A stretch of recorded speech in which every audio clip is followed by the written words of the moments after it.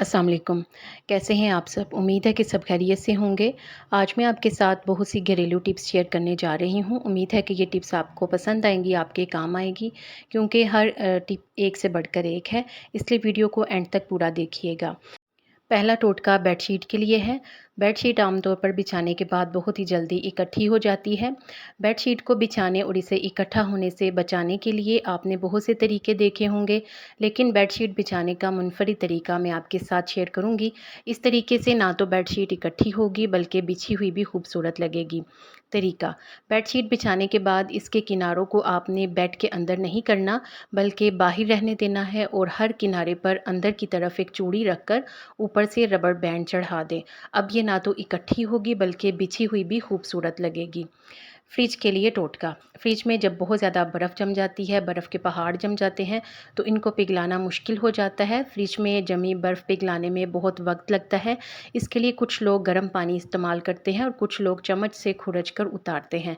लेकिन जो तरीका मैं आपके साथ शेयर करूँगी, इसमें बहुत ही कम वक्त में और बगैर ज़्यादा मेहनत के आसानी से फ्रिज की सफाई कर सकेंगे। इसके लिए खोलते हुए पानी का एक प्याला फ्रीज़र के अंदर रख दें, और अगर आप बहुत जल्दी बर्फ़ पिघलाना चाहती हैं तो आप फ्रीज़र के दरवाज़े को बंद कर दें। ऐसा आप बंद फ्रिज में करें। खूबसूरती का राज़: मुल्तानी मिट्टी में दूध या पानी मिलाकर मास्क बना लें। गर्मी के मौसम का ये बेहतरीन मास्क है। इसे मज़ीद फ़ायदेमंद बनाने के लिए आप इसमें चंद कतरे शहद के, या फिर पिसा हुआ पुदीना, या फिर एलोवेरा जेल या हल्दी भी शामिल कर सकते हैं। इसे चेहरे और गर्दन पर 15 मिनट के लिए लगाएं और सूखने पर ठंडे पानी से धो लें। चेहरे के दाने और दाग धब्बे साफ़ हो जाएंगे और रंग भी निखर जाएगा। बाज़ लोग एक ही दफ़ा पूरे घर वालों की रोटियां बनाकर रख लेते हैं, लेकिन कुछ अफराद को बासी या पहले की बनी हुई रोटी खाना पसंद नहीं होती। इनको ताज़ा रोटी ही चाहिए होती है। रोटियों को दोबारा ताज़ा करने के लिए टोटका शेयर कर रही हूँ। रोटियों को एल्युमिनियम फॉयल या फिर बटर पेपर में रखकर ऊपर से इस्त्री कर लें।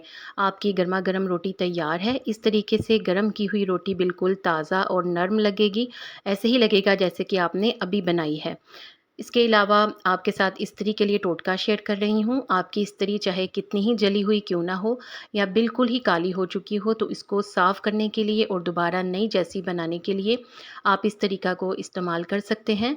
एक अखबार या फिर पेपर पर नमक फैला दें, फिर इस्त्री को खूब अच्छी तरह गर्म कर लें और इस नमक पर रगड़ें। इस तरह तमाम काला मैल और जले हुए ज़र्रात बिल्कुल साफ़ हो जाएंगे और इस्त्री बिल्कुल नई जैसी हो जाएगी। इस टोटके के अलावा आप दूसरा टोटका भी इस्तेमाल कर सकती हैं। इसके लिए आपने थोड़ी सी टूथपेस्ट इस्त्री पर अच्छी तरह से मल दें, फिर थोड़ा सा बेकिंग सोडा छिड़क कर दोबारा अच्छी तरह से मल दें, और इसके बाद आप किसी टिश्यू पेपर से या फिर कपड़े से उसको साफ़ कर लें।